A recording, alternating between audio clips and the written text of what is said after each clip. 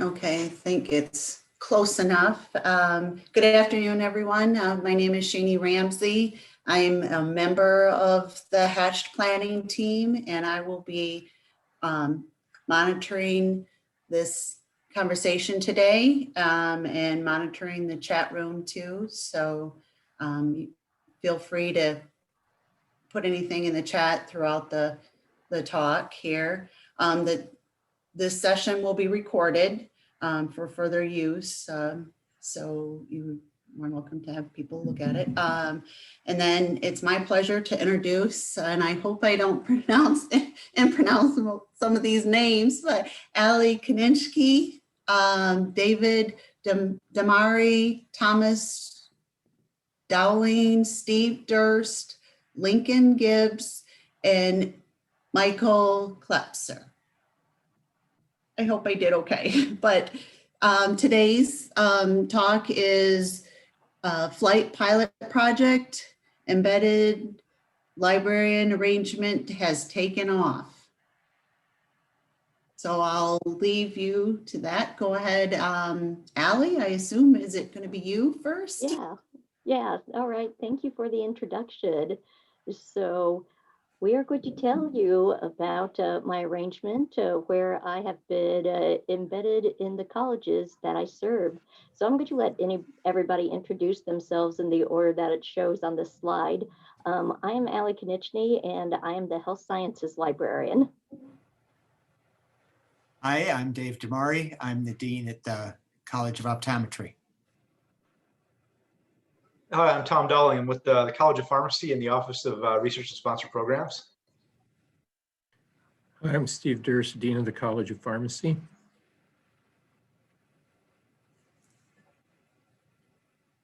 Hi, I'm Mike Klepser. I'm a professor in the College of Pharmacy. And unfortunately, Dean Gibbs, the Dean of the College of Health Professions, wasn't able to join us today. So back in 2017, the Embedded Librarian pilot project began. And so that had me moved from FLITE to both the College of Health Professions and the College of Pharmacy, with me having offices in both the facilities. And during this arrangement, I had noticed that State Street kind of seemed like the Great Divide at times. I had the opportunity to attend the Great Lakes Science Boot Camp, and that was a boot camp for librarians to learn about certain science topics.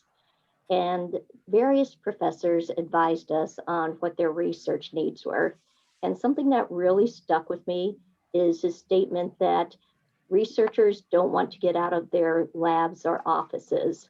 So since the library has the vast majority of their resources online, I was able to move across the street to be co-located with my liaison areas. And so Steve is going to talk some about the connections that we were able to build through this relationship. Yeah, thank you, Allie. There were a lot of connections, of course, before the relationship started, but certainly with this, the Embedded Librarian project, the ELP, we started looking for other opportunities and other relationships, and we were very intentional about that. First of all, we knew that, you know, the physical presence would be of benefit in creating enhanced relationships, but we knew we had to consider that.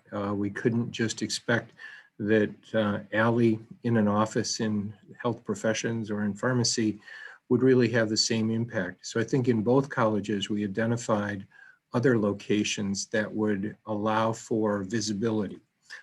Certainly in pharmacy, Allie located in the lobby of the pharmacy building. And from time to time even had baskets of candy on that desk to encourage student questions, but that has worked very well. Of course, the other thing is that with regard to that connectedness, we have made very sure that Allie attends faculty meetings. It's truly considered a faculty member in the college. She had laid a lot of groundwork for that though before the ELP by attending national conferences of the colleges of pharmacy, et cetera. So there was already a significant articulation between the college and FLITE through ALLY. I think the other piece, and ALLY will embellish more on this, is that we were very familiar with drug information. We have a faculty member in drug information. I don't think we were quite as familiar with the expertise of a librarian. And that's what has been one of the most significant learning experiences for many of us since the ELP started. Allie? And it looks like, Allie, the slides are not advancing. Are they not? Well, thank you for letting me know. Let me stop my share and pick to another screen. I've got 3 different screens that are coming up on my computer as possibilities to share. So let me see if I share this screen. Do you all see one with connected people? Nope, it's still the introductory screen. Ellie, if Okay. you want to talk, I could try to do that. Okay. Well, that would be great if you don't mind, if you've got the PowerPoint handy. I think I can get it. Yes. All right, sorry about that, you all. Something that has been really beneficial for me being co-located in the colleges is that I've really gotten to get a better sense of people's areas of research and interest, expertise. And so it's really allowed me to be more, intentional about, I saw this information, I think you'd be interested in this, and just really reach out better. And, Yes, I'm almost there. Hold on. all right, I'm going to wait a second and see if Steve can get his screen share to cooperate. I apologize. Otherwise, I have got my slides pulled up if somebody can let me share my screen. Oh yeah, same with me. I see it's disabled. We'll give it to the dean because that seems something that, requires a special skill set to advance slides. Okay, this is going to be a AV disaster. If you saved your Oh. slides out to the Google Drive, if you let me know the title of it, I can bring it up and share it on my screen. Gosh, I'm still disabled to participate. Yeah, Brooke would have to come in and I enable. I texted Brooke to let her know, but I don't know. So Jody, I'm emailing you the slides right now if that works. Okay. That will work. All right.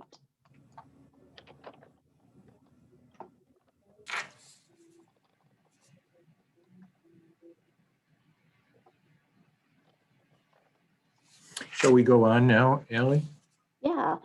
So Yep. fast forward to 2020, Steve.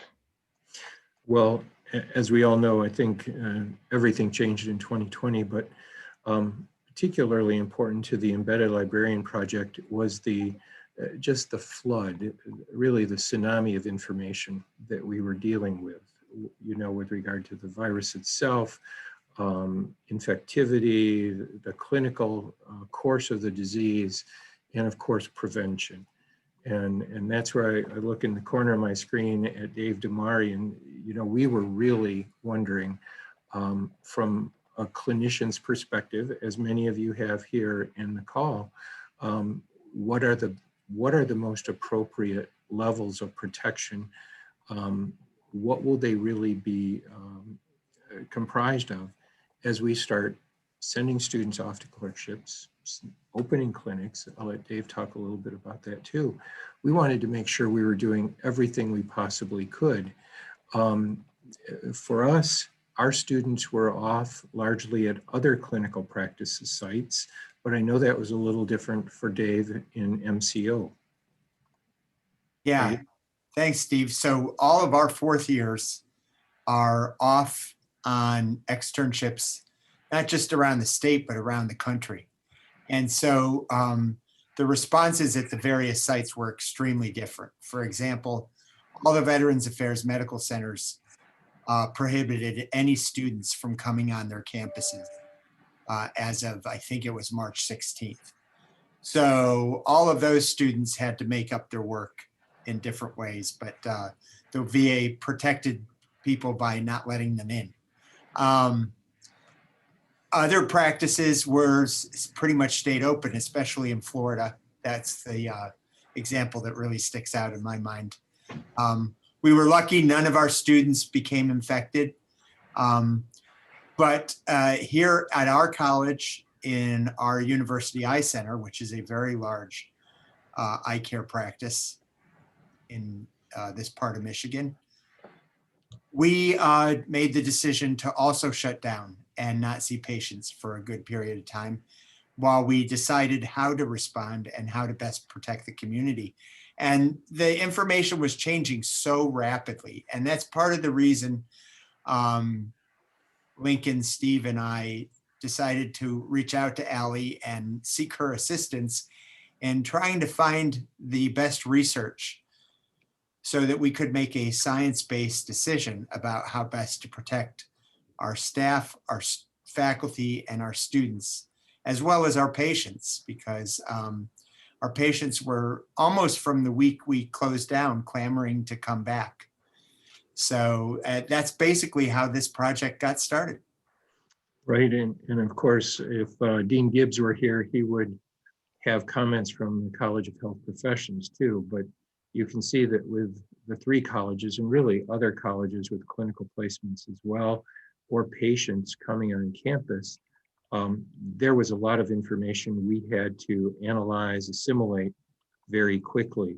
And I do remember the call to Allie, and we had met, the 3 of us, I think along with Trinity Williams from Arts and Sciences, and had raised the question of face masks, face shields. What would we really do to protect our students? And as Dr. Damari said, the patients they encounter. So that's when we turned it over to Allie. And Allie, I don't know if you want to pick up from there. Sure. Jody, did you happen to get the slides? No, I did not get them yet. Okay, I sent them via email to you. So Okay, I just got them. I just need to let the scan finish and I'll get them open. all right. So there was an article that was really starting to hit the presses, and some experts from University of Iowa were suggesting that maybe face shields would offer adequate protection. So as the university was working to figure out how can we reopen campus safely, and there was an awareness that face shields were being produced on campus, a big question that Steve asked was, will face shields afford the same protection as wearing face masks? And Yeah, so, and Ellie, sorry to interrupt, but if I could, just adding to that was a lot of confusion about face masks versus goggles, and then the whole issue of infectivity through the eye, because that was also essentially unknown at the time. And of course, with an optometrist in the group, we had to address that. Yeah, I mean, that was a big concern to the Yep. faculty at our college, whether there was enough viral load in the tears of our patients, that could be a possible area of transmission. So another thing to be investigated. all right, Jody, so could you please advance 3 more slides? So this was the big research question that Steve asked, and it wasn't really so much just a research exercise. This was real life. Can this be acceptable? And so, yeah, if you'd advance to the next slide, Jody. All right, so here's the collaboration crew, and all of us had distinct roles. So Steve was the one who really got the introduced the research question, is this going to be okay? And then Dr. Damari and Dr. Gibbs, running other colleges with health professionals, they were really, those colleges were working very hard to make sure to keep all their students and employees safe. Allie? Yeah. Sorry, I guess this will be, I'll just be the person constantly interrupting you. But Tom Dowling's efforts too with Spectrum Health, that was kind of an extraordinary thing going on as well. And I'd ask maybe him to jump in. If Tom could just let us know what the number of articles they eventually reviewed were and how that was all set up at the time. Yeah, Steve, that's a great a great point there. We had been approached by Spectrum Health's medical research information group back in, I think it was around April, maybe early May, Hello, Mom. to help them I've got some great with news. this project called I just got the Lit COVID project. And what they were doing was scanning through the literature that PubMed was putting out. At that point, I believe it was roughly 2,000 papers a week coming out on the COVID topic. And they were needing folks from colleges of pharmacy, medicine, and others in the community to help sift through those articles. They had an algorithm of scoring and to try to bring articles that were relevant to the clinical scenario to the surface. And so I believe at this point, they have roughly 90,000 papers in their database. But at that time, it was really, at the time this paper was being put together, correct me if I'm wrong, Allie, which was around July or so. At that point, there was probably 35 or 40,000 papers in the database at that point, based on the COVID topic.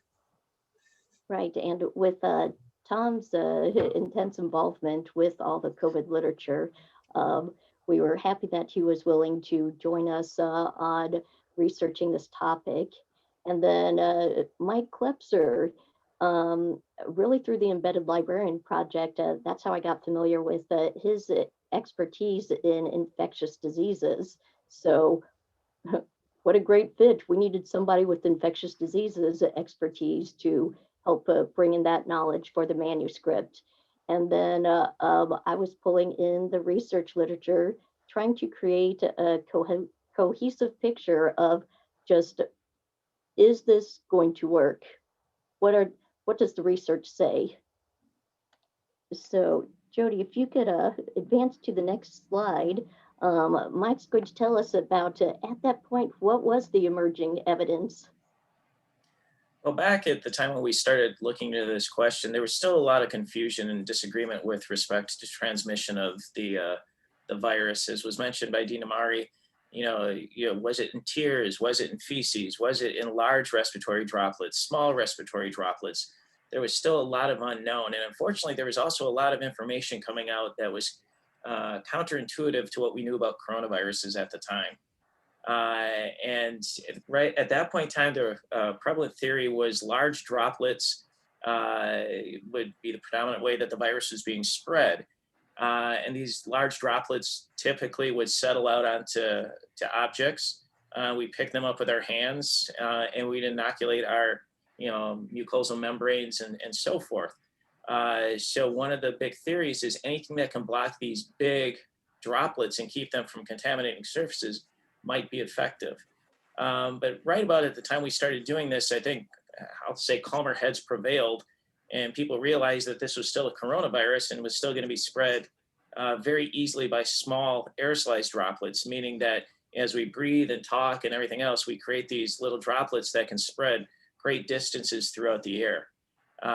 And it seems like a minor distinction, but large droplets versus small droplets. Large droplets can be very easily impacted on face shields and protected, and a face shield can keep you from touching your eyes and your face. As opposed to small droplets, they're probably going to be better prevented the spread using masks, because with a shield, you can still have the aerosol transmit. But again, looking back there, in the prominent scientific literature, there was still a lot of disagreement and uncertainty. So yeah, so it was the first week of July that a group of experts had a publicly released letter to the WHO. Over 200 experts signed it to say it's time to acknowledge airborne transmission rather than strictly the droplet and the self-inoculation. So Steve, would you tell us about the review findings, please? Well, I'll be glad to start. And I think it's something we should all join in. First of all, it was incredible, the amount of information. And also it was equally impressive, the diversity of the information too. What we found was a very limited evidence regarding face shields. What I remember most from that was that face shields were helpful, perhaps as much by keeping people from touching their faces as a form of transmission as really blocking any airborne transmission. That was important already. Mike has talked about droplet transmission and the size being important, and that's what we found there as well. Face shields, however, though, as the bottom bullet points out, do prevent this auto-inoculation. Dave, did you want to add anything to that? Yeah, Yep. it really became pretty clear that for high traffic areas with a number of different people, especially the public involved, that the dual protection of both face shields or some other kind of screen, as well as masks, was really the best practice, because you want to prevent both large droplet and aerosol transmission. And so that's how we ended up implementing things in our eye care clinic. We have large polycarbonate screens in front of all of our front desk staff to protect them from large droplet transmission. Everybody has to wear masks the entire time they're in the clinic to prevent aerosol transmissions. We do a lot of sanitization, even though fomite transmission isn't nearly as prevalent as we first thought back in April. But it's been really successful. Everybody's been very compliant. We've only had a few patients raise a fuss. One had to be sent to the VA in Wyoming because he refused to wear a mask. We were being tyrants at our clinic. And so we said, well, the VA in Wyoming will be glad to see you, sir. And he got good care down there. But other than, those occasional cases, everybody's been very compliant, and there has been no transmission cases associated with the College of Optometry or our clinical care services, despite seeing thousands of patients since June 1st. So thanks in large part to the evidence we gathered through this team and the great work of our faculty, students, and staff. It's been a very successful outcome. And it's important to note, there were different considerations between the different colleges because of the different professions and how much of a risk they were to exposure. So Dean Gibbs couldn't join us, but certainly with the dental hygiene program and the respiratory care program, those programs are at very high risk of aerosol. So having information that helped to pull it all together allowed them to apply this information in their various colleges to best serve their various programs. So, Tom, if you will go over the ultimate, so we were working on publishing, putting this into a formal publication. Yeah, Ellie, you had done a great job of pulling all the information at that point together. I think, like you'd pointed out so far, that the main research question had kind of been asked and answered at a point when this paper was actually under review by the reviewers at the journal Epidemiology and Infection at that point. And I think there was, unfortunately, there weren't reviewers that were able to really help review this paper. There was somewhat of a delay, maybe about a 2-month delay in getting this reviewed. And during that time frame, I think the CDC had already put out kind of a revised guideline. And so we had decided at that point to really pull the paper out from its submission. It was maybe in October or so of 2020.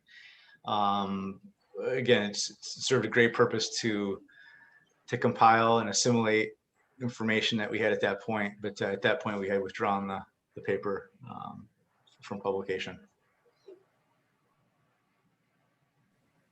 So even though this didn't ultimately lead to a publication, we did have a great learning experience. It was a great collaboration. And then Jody, if you can advance to the next slide. So our infectious disease specialist, Mike, current understanding, current state of the nation, the world.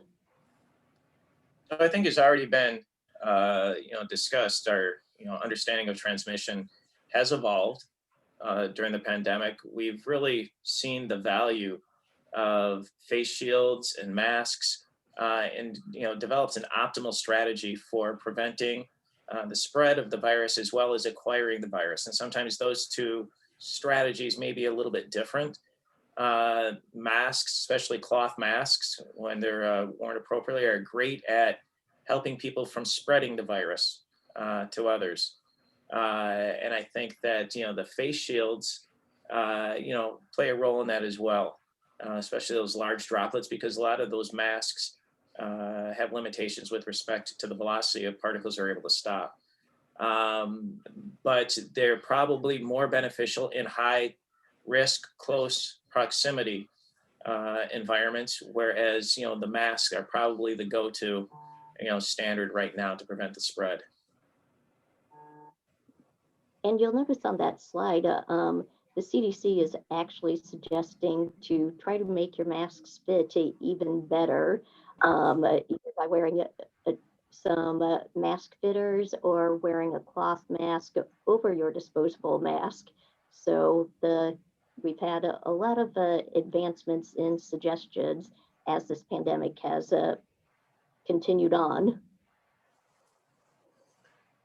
I appreciate with everybody. I know we're getting a little down there. I just want to make sure that with the time wise, that if anybody has any questions, please, put it in the chat and, we'll get to it. But I know that we're running late, but I mean, go ahead and keep talking. I mean, we have a couple minutes, but I don't want to get too backed up and everybody not get to their next session either.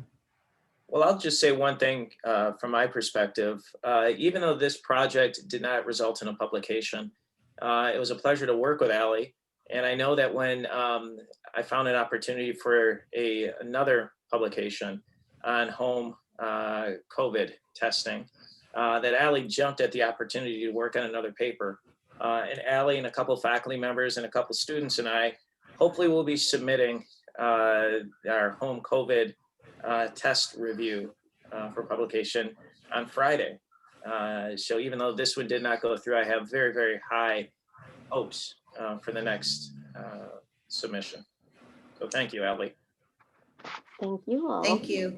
Now, did you see the panel? Did you see that question that came in about the masks? Yeah. Current record, if someone can answer that. Yeah, there's fitting problems with a lot of the clear masks. It would be great because especially our hearing impaired patients, it would be wonderful for them to be able to see our lips as we spoke. But unfortunately, there's still fitting problems with most of the clear masks on the market. But we keep looking. Thank you. I right, thank appreciate you, everybody, for everybody's time. joining us. And I'm sorry to cut this short, but it is 3:29 and I know everybody has to get to another session. So thank you so much for everybody's time and so sorry about the backdrop not working